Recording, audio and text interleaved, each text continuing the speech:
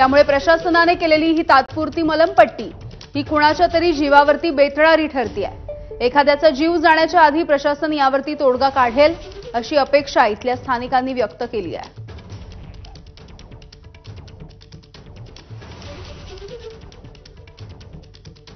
तर देहू ते येलवाडी रस्त्यांवरची ही दृश्य आपण बघतोय।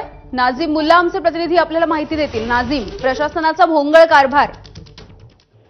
प्रशासनाचा हा भोंगळ कारभार जो आहे तो अनेकांच्या जीवावर उठतोय, कारण या देहू ते येळवाडी रस्त्यावरती अनेक खड्डे होते आणि ते खड्डे मुजवावेत, कारण हा खड्डे मध्ये कुणी गाडी गेली आणि कुणी पडलं तर जीव जाऊ शकतो अशी मागणी केली, म्हणून त्याच्यावरती मलमपट्टी म्हणून त्यात मुरुम टाकलं आणि आता या मुरुमाचा पावसामुळे चिखल झालाय आणि आता आपण ह्या दृश्यांमध्ये बघतोय की एकाच ठिकाणी 3 तासामध्ये तब्बल 10 अपघात झालेत। जणू काही हा ऍक्शन रिप्ले असल्यासारखंच त्या ठिकाणी दिसून येत आहे, परंतु यात कुणाचा सुदैवानं जीव गेलेला नाहीये। मात्र आता प्रशासन काही कुणाचा जीव जाण्याची वाट पाहते का असा आरोप जो आहे तो स्थानिकांकडून केला जातोय आणि तातडीनं इथं केवळ मलमपट्टी नव्हे तर कायमस्वरूपी हे खड्डे बुजवावेत आणि हे जे काही अपघात या ठिकाणी घडतायत, दुचाकी जे घसरून या ठिकाणी त्या चिखलातून पडतायत, तर ते अपघात टाळावेत आणि यासाठी प्रशासनानं काहीतरी कायमस्वरूपी तोडगा काढावे अशी मागणी या ठिकाणी केली जाते।